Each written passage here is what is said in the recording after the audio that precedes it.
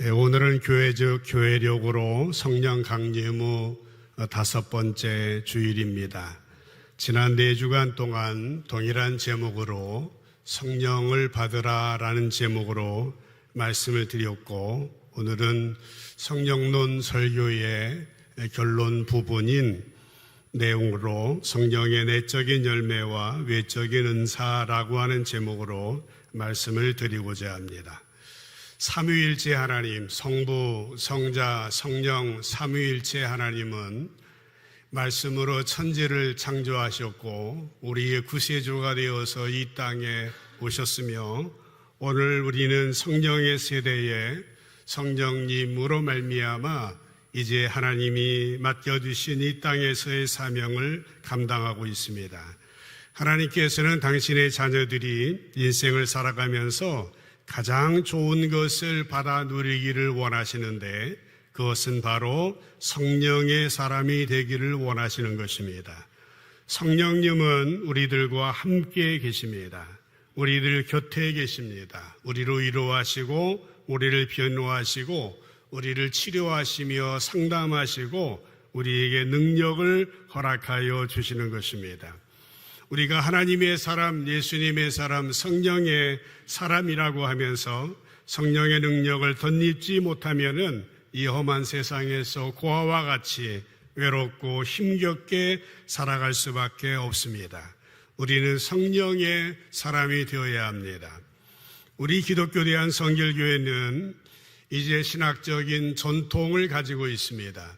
16세기의 종교개혁자의 신학의 전통을 이어받고 18세기의 존 웨슬레이의 신학의 전통을 이어받아서 주장하는 것이 두 가지입니다. 한 가지는 구원받은 성도로서 하나님의 자녀로 새 생명을 얻은 자로, 생명을 얻은 자로 중생한 거듭난 그리스도인으로서의 삶을 살아야 한다고 하는 것입니다.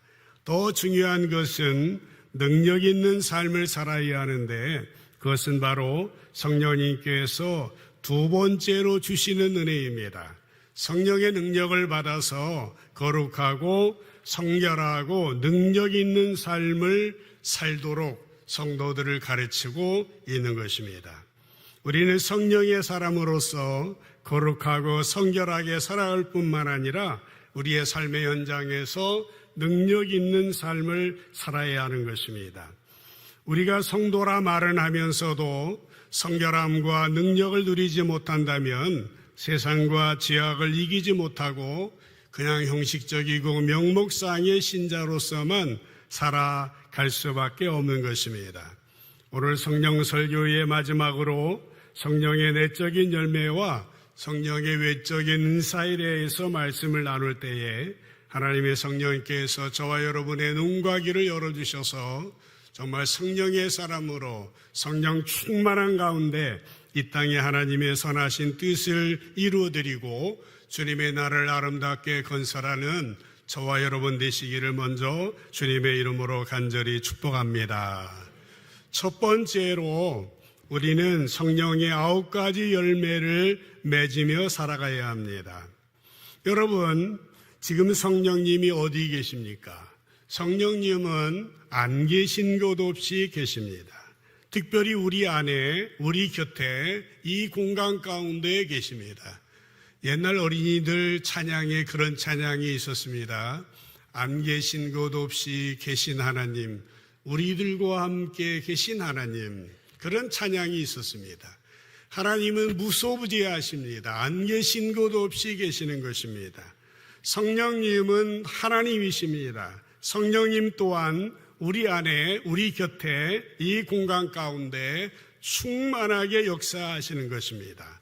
그러나 가장 중요한 것은 우리 안에 계시다라고 하는 것입니다. 신학적인 용어로 성령님이 우리 안에 내주하신다라고 하는 것입니다. 우리 안에 거하신다고 하는 의미입니다. 그렇다면 어떻게 성령님이 우리 안에 내주하시는 줄 알 수 있습니까? 오늘 그 3절 말씀 앞 뒷부분에 보면은 또 성령으로 아니하고는 누구든지 예수를 주시라 할 수 없느니라 라고 말했습니다. 우리가 예수님을 믿게 된 것은 성령님의 역사입니다. 우리가 예수님을 나의 주님으로, 나의 하나님으로 고백할 수 있었던 것은 성령님께서 우리 안에서 예수님을 주님이라고 고백하게 해주셨다라고 하는 것입니다. 그러므로 우리가 현재 예수님을 나의 주님으로 고백하고 있다고 한다면은 우리 안에 성령님께서 내주하고 계시다라고 하는 사실을 믿게 되시기를 주님의 이름으로 축복합니다. 성령님은 우리 안에 계십니다. 우리 곁에, 우리 함께 이 공간에 온 우주에 충만하시지만은 가장 중요한 것은 우리 안에서 일하시고 계시다라고 하는 것입니다.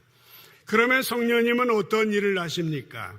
요한복음 16장 8절에 보시면은 그가 와서 그랬습니다. 성령님이 오셔서 어떤 일을 하시느냐? 죄에 대하여서 책망하시고 의에 대하여서 책망하시고 심판에 대하여서 세상을 책망하신다라고 말씀하고 있습니다. 성령님의 주된 사역은 사람들의 죄를 깨닫게 하고 회개하게 합니다. 그래서 심판에 대해서 경고하고 예수님을 믿을 수 있도록 인도하시는 일을 하시는 것입니다. 성령님은 먼 곳에 계시는 분이 아닙니다. 성령님은 우리의 내면에 내주하시면서 우리의 양심에 노크를 하시고 죄를 깨닫게 하시고 회개하게 하시고 순종하게 하시고 주님의 도구가 되게 하시는 것입니다. 따라서 우리가 날마다 우리의 연약함과 우리의 죄로 인하여서 주님 앞에 고백하고 주님 앞에 애통하며 마음 아파하고 있다면 성령님께서 우리 안에서 역사하고 계시다고 하는 사실을 아시면 됩니다. 믿으시면 되는 것입니다. 우리가 성령님의 역사에 대해서 민감하지 못한 분들은 어떻습니까? 눈치가 없습니다. 둔감합니다. 잘못을 하고도 뭘 잘못했는지 모릅니다. 그래서 죄를 짓고도요 회개하지 않습니다. 죄를 짓고도요 다른 사람 핑계만 댑니다. 다른 사람 탓을 합니다. 누구 때문이라고, 조상 탓이라고, 어떤 집안에서 태어났기 때문이라고. 그러나 성령님이 역사하시면 어떠합니까? 아무리 작은 죄라도 이제 무시하지 않습니다. 성령님의 음성에 대해서 민감하게 반응합니다. 회개하며 예수님의 보혈에 의지하며 살아가게 되는 것입니다. 그러면서 우리는 어떻게 됩니까? 거룩한 삶, 성결한 삶을 살아가게 되어지는 것입니다. 우리가 구원받을 때도 전적인 은혜로 새 생명을 얻은 것처럼 성결한 삶도 이와 같습니다. 우리의 노력이, 우리의 몸부림이 필요합니다마는 그러나 우리 안에서 역사하시는 그 성령님의 음성에 반응해서 순종의 걸음을 걸어가면 되는 것입니다. 우리가 성령님께서 우리의 죄를 지적하실 때에 회개하며 나아갈 때에 우리는 성결한 삶을 이루게 되어지는 것입니다. 그래서 어린아이의 신앙에서 장년의 신앙으로 성숙한 예수 그리스도의 성품을 담는 삶을 살아가게 되는 것입니다. 이렇게 회개하고 성령을 따라 살아가는 것을 우리는 성령 충만한 삶이다라고 말하고 있습니다. 한번 설명을 했죠. 성령 충만이라고 하는 것은 ing라고 했습니다. 헬라어로 하기오스 모스인데 모스는 전미사입니다. ing라고 하는 영어의 tio에는 ing의 축약형입니다. 우리가 성령의 열매는 단번에 맺는 게 아닙니다. 우리가 거듭나서 예수님 믿는 것은 단번에 예수님 믿는 거예요. 새 생명 얻는 겁니다. 그러나 그 이후의 과정은 지속적인 과정 속에 열매를 맺어야 됩니다. 그래서 우리가 첫 번째 생각하는 성령의 열매는 갈라디아서 5장 22절 23절에 나와 있습니다. 오직 성령의 열매는 사랑이랑 화평, 인내, 자비, 양선, 충성, 온유, 절제, 이 주제 하나하나만 가지고도 몇 번의 설교를 해도 부족할 설교를 오늘 제가 하는 겁니다. 오늘 이 성령연의 결정적인 이 모습을 여러분의 한 그림으로 이렇게 여러분의 마음속에, 여러분의 신앙 속에 그려놓으시도록 욕심을 부리고 오늘 이 설교를 하는 것입니다. 이제 우리 성령의 9가지 열매는 우리의 노력으로 맺을 수 있는 것이 아닙니다. 우리가 성령 안에 있으면은 절로 열매를 맺도록 되어 있는 것입니다.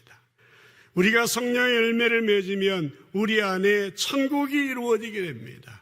그래서 주님이 왕으로 주인으로 통치하시고 다스리셔서 자유와 평안과 기쁨과 여유를 허락해 주시는 것입니다. 성령의 열매는 단순히 나만을 유익하게 하는 것이 아닙니다. 이제 나뿐만 아니라 내 주위에 있는 사람에게 공동체에게 유익을 주는 것이에요. 그러면 우리는 항상 성령님의 인도하심에 따라서 살아야 하는 것입니다. 주님이 주시는 말씀에 순종함으로 살아나갈 때에 우리는 성령의 열매를 맺고 예수님의 향기를 전하는 행복한 삶을 살게 되어지는 것입니다. 그러므로 우리가 성령의 열매를 맺기 위하여서 성령님과 함께하는 개인적인 시간이 많이 필요합니다. 주님과 많은 시간을 보내는 것은 단순히 기도를 많이 하는 것과는 다릅니다. 우리가 기도를 오래 해도 개인적인 기도 제목으로 자기중심적으로 기도할 때가 많이 있는데 그러한 기도를 지금 말씀드리는 것이 아닙니다. 제가 지금 말씀드리려고 하는 기도는 성령님을 인격적인 분으로 인정하고 모셔드리고 그분과 대화하는 겁니다. 그래서 말을 많이 하기보다는 조용히 그분의 임재 안에서 시간을 보내는 것입니다. 그때에 우리의 속사람이 새로워지고 인격적으로 주님과 대화를 나누고 성령님이 말씀해 주실 때에 우리 자신을 회개하고 주님 앞에 새로운 사람으로 변화되어져 가는 것이죠. 고린도후서 3장 18절 말씀에 보면은 우리가 다 수건을 벗은 얼굴로 거울을 보는 것 같이 주의 영광을 보매 그랬습니다.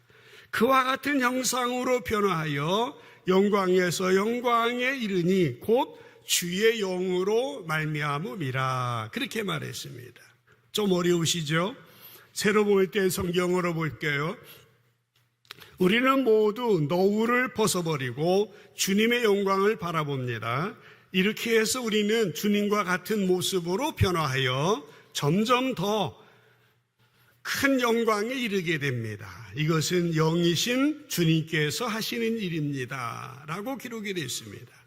우리가 성령님 임재 안에서 조용히 개인적인 시간을 보낼 때에 우리는 주님의 형상으로 변화된다라고 하는 것입니다. 그래서 우리는 성령의 열매를 맺기 위해서 주님과 인격적인 시간, 개인적인 시간을 많이 가져셔야 됩니다. 조용히 주님 안에 머물면서 성령의 열매를 맺기 위하여서 늘 성령님을 의식하며 성령님을 따라 행해야 되는 것입니다. 갈라디아서 5장 16절 말씀에 보면은 내가 이르노니 너희는 성령을 따라 행하라. 그러면 육체의 욕심을 이루지 아니하리라 말씀하고 있습니다. 시간을 내서 주님과 개인적인 시간을 많이 갖고 그분을 따라 살아가는 것입니다. 그때의 성령의 9가지 열매를 맺게 되는 것입니다. 속사람의 변화, 어떤 면에서 더 중요한 것이 이 부분입니다. 부디 성령의 9가지 열매 풍성이 맺어서 정말 어디 가든지 예수의 향기 드러낸 여러분 되시기를 주님의 이름으로 축복합니다. 두 번째로 성령의 9가지 은사의 사람이 되어야 합니다. 성령의 열매가 내적인 은사라고 말한다면 성령의 은사는 외적인 열매입니다.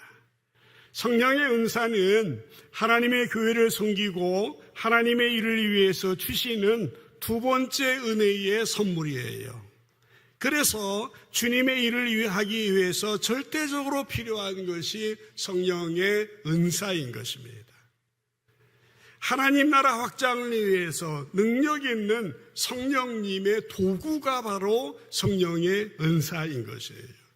우리 교회는 한 세대 이제 성령의 은사가 충만하게 많은 성도들이 은혜를 경험한 교회입니다. 하나님의 일이 더 효과적으로 쓰임받게 되는데, 여러분, 비유적으로 말해서 이제 넓은 그 농과 밭이 있다고 생각해 보십시오.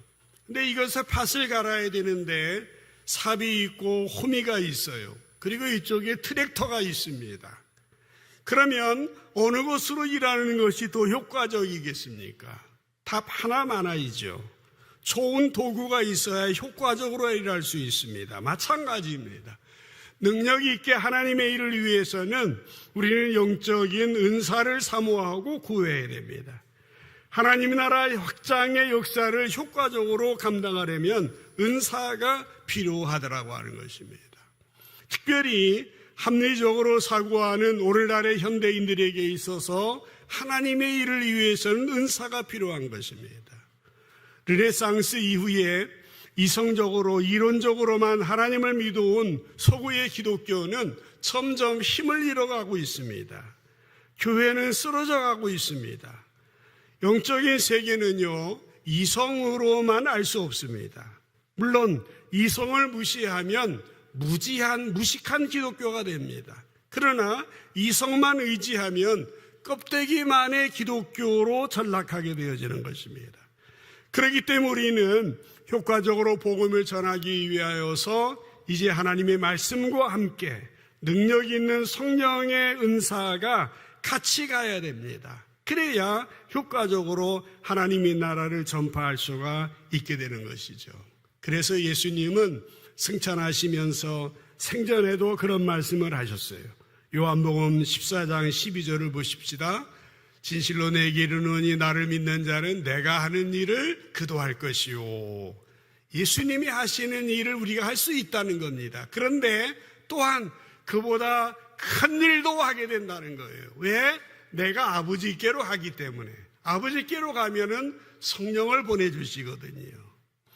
요한복음 16장 7절에 또 보면은 그러나 내가 너에게 실상을 말한다 하면서 내가 떠나는 것이 너한테 유익하다. 내가 떠나지 아니하면은 보혜사 성령이 너에게 오지 않을 것이요. 가면 내가 그를 성령을 너에게 보내겠다. 그래서 오늘 본문에 이 사도 바울은 성령의 사람이었습니다. 고린도전서 12장이 은사장입니다. 더욱 큰 은사를 사모하라 하면서 성령의 9가지 은사에 대하여서 언급을 하고 있는 것입니다.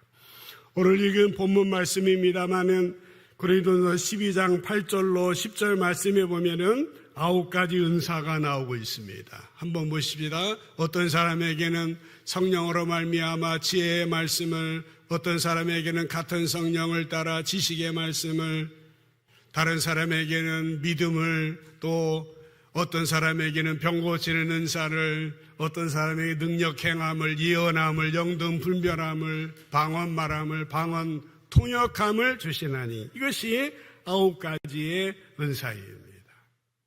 성령의 내적인 열매, 9가지 열매가 필요하지만 또 하나님의 일을 효과적으로 감당하기 위해서 9가지 은사의 사람이 되어야 된다라고 하는 겁니다.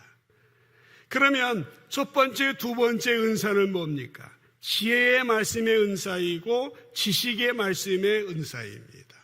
지혜의 말씀의 은사, 지식의 말씀의 은사입니다. 8절 말씀을 다시 보겠어요. 어떤 사람에게는 성령으로 말미암아 지혜의 말씀을, 어떤 사람에게는 같은 성령을 따라 지식의 말씀을. 여기서 말씀이 나옵니다. 이게 말씀은 이 헬라어로 로고스라고 합니다. 여기 이 2가지 은사는 성령님께서 성령의 사람에게 주시는 말씀의 은사예요. 잘 아시죠? 지혜와 지식이 어떻게 다릅니까?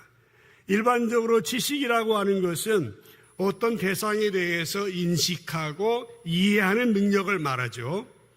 지혜는 사물을 정확하게 이해하고 이해해서만 끝나는 것이 아니라 그것을 처리하고 활용하는 능력이 이 지혜라고 합니다.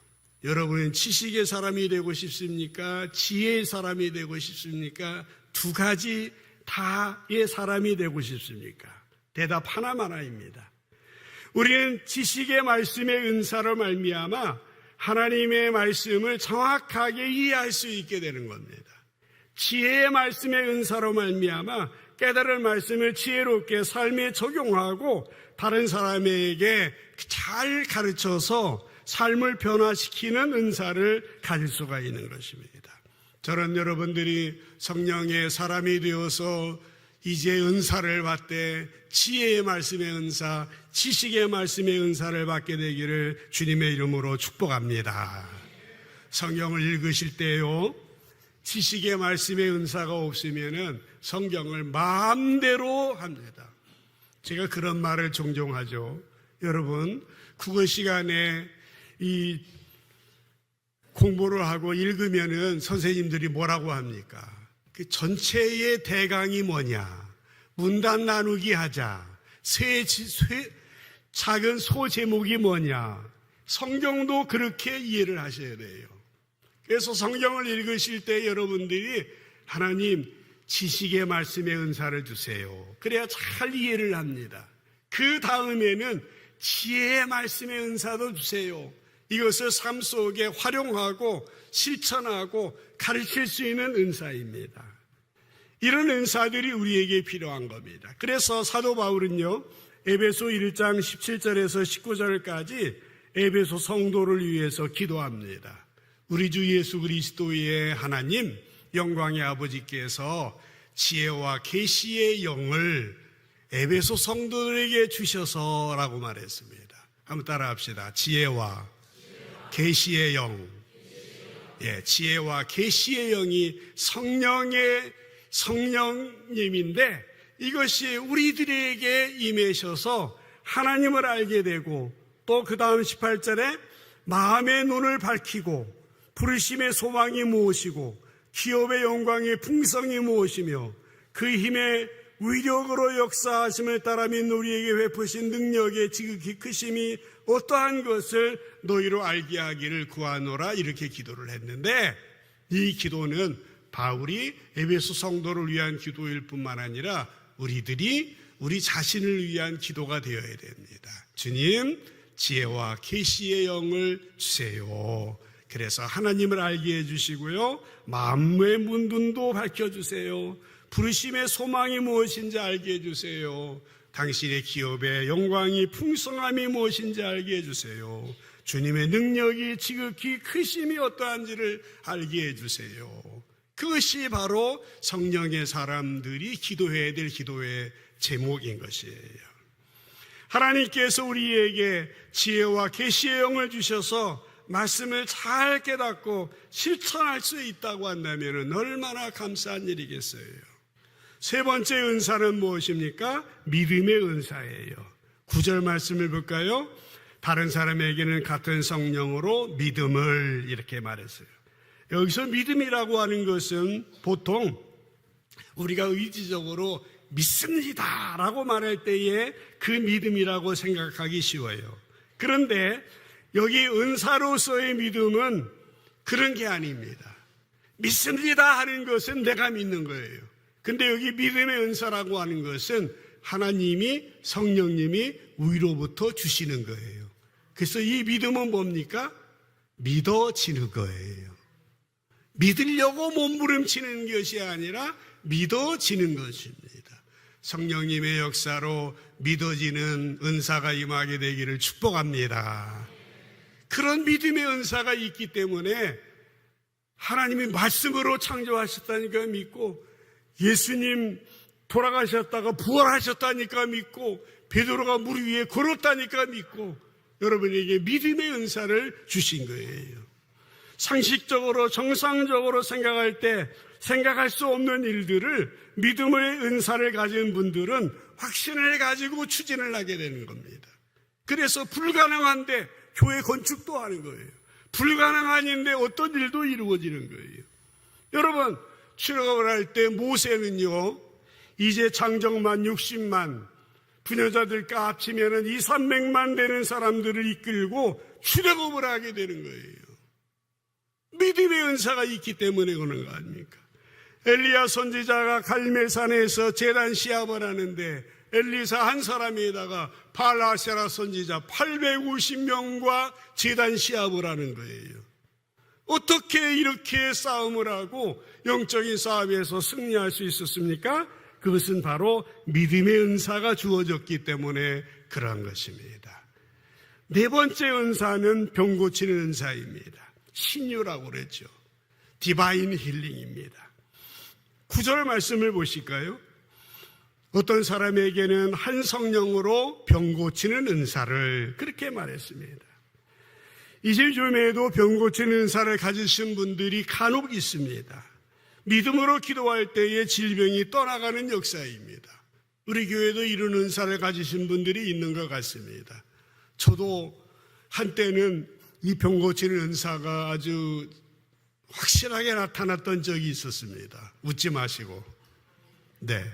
그런 일이 있었는데 웃으라고 웃지 말라고 한 건데, 네, 전에 교회에 있을 때 어느 권사님이 디스크가 있다고 해서 목사님 기도해 달라고. 기도하는데 그 다음에 낫다고 그래요. 또 다른 분이 왔는데 또 기도하니까 나아요. 그 후로는 많이 활용을 안 해봤습니다만은 혹시 믿음이 있는 분들은 오시기 바랍니다. 제가 기도하면 디스크 나왔습니다. 저희 아내도 여기 있습니다만은 이 성령의 은사를 받고 나서 이 병 고침 받은 그런 경험을 가지고 있습니다. 우리가 이런 그 병 고치는 은사를 경험하게 되면은 영적인 시야가 완전히 달라지게 됩니다. 근데 이 병 고치는 은사 가운데 오해하는 분들이 있어요. 이 기도해서만 고쳐야 된다고.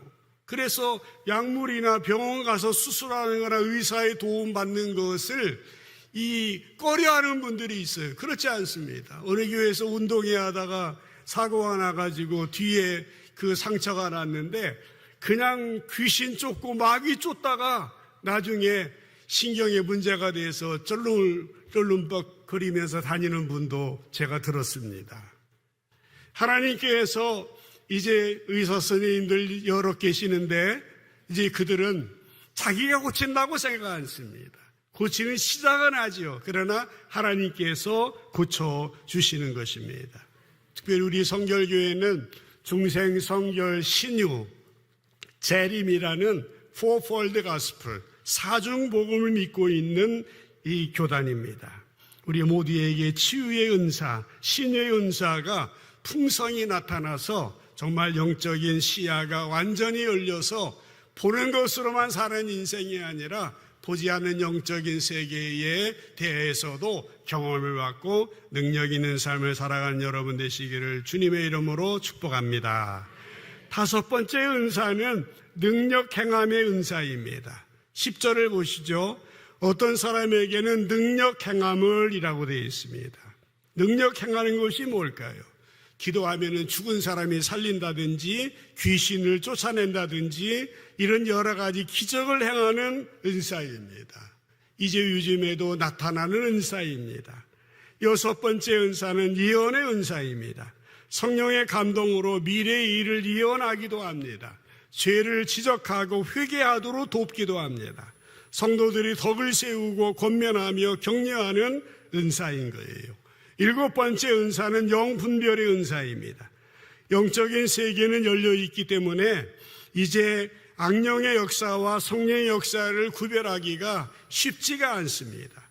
그래서 우리가 정말 마귀에게 속지 않기 위해서는 영분별의 은사가 정말 필요합니다. 오늘날처럼 영적으로 혼탁한 세대에 우리는 더 이 영분별의 은사를 사모해야 됩니다. 분별력이 없으면 여기에 뭐가 있다, 생수가 있다, 여기에 진리가 있다 그러면 따라다닙니다. 어떤 이단에 가서 빠져 있다가 간신히 나왔는데 그분이 하는 얘기가 거기서 빠져나와가지고 내가 천당 못 가고 지옥 가면 어떻게 하는지 그렇게 염려하고 근심한다는 얘기를 들었습니다. 영분별의 은사가 필요합니다. 여덟 번째 은사는 각종 방언의 은사입니다. 방언의 은사, 방언은 영적인 안테나를 높이 세우며 우리의 영을 강화시키는 은사입니다. 그런데요, 이 9가지 은사 가운데서 유일하게 우리 자신을 세우는 은사입니다. 우리 자신을 유익하게 하는 은사가 방언의 은사예요. 그런데 이 방언의 은사를 잘못 사용하다 보면은 자기를 드러내기가 쉽습니다. 자기를 내세우는 경우가 많이 있어요. 이게 잘못된 것입니다. 우리가 방언을 많이 하게 되면은 성령님과의 교통이 쉬워지고 다른 은사가 열리는 통로가 되어지는 것입니다. 그렇기 때문에 사모해야 됩니다. 은사를 받은 분들은 계속 활용하셔야 됩니다. 그런데 다른 사람에게 뭔가 드러내려고 그렇게 자랑스러웠듯이 자기를 드러내려고 그렇게 하지는 마시기를 바랍니다.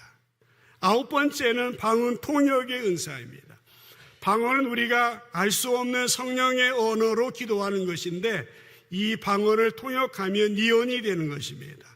방언 통역은 구하는 자에게 주신다고 성경에 말씀하고 있습니다. 우리가 방언을 하면서 방언 통역을 구하면 먼저 우리 자신의 방언의 내용을 이해하게 되고 그리고 다른 사람에게도 이제 영적인 유익을 줄 수 있는 것입니다. 말씀을 정리해 보겠습니다. 우리가 이렇게 9가지 성령의 열매, 9가지 은사, 이 모두 마찬가지로 동일한 목적이 있다고 그랬습니다. 그게 뭐예요? 공동체를 유익하게 하는 겁니다. 그 중에 방언 은사 하나만 자기의 유익을 위하는 거예요. 7절 말씀을 함께 한 목소리로 읽어봅시다. 7절 시작.